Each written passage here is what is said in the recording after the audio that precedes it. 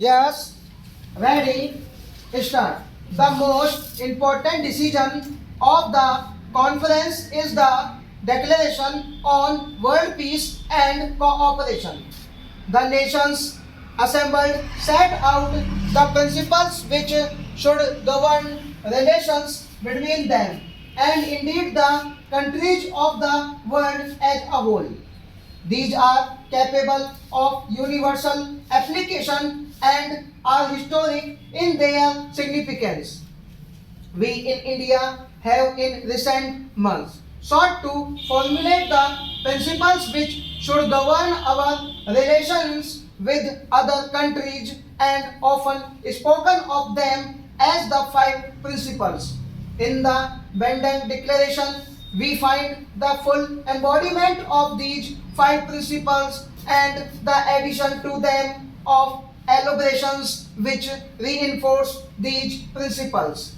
We have reason to feel happy that this conference, representative of more than half the population of the world, has declared its adherence to the tenets that should guide their conduct and govern the relations of the nations of the world if world peace and cooperation are to be achieved. The House will remember that when the Panchsheel, as we have called them, emerged, they attract much attention as well as some opposition from different parts of the world. We have maintained that they contain the essence of the principles of relationship which would promote world peace and cooperation. We have not sought to point to them as though they were divine commandments or as though there was a particular sanctity either about the number or about their formulation. The essence of them is the substance, and this has been embodied in the Bandung Declaration. Some alternatives had been proposed, and some of these even formulated contradictory positions.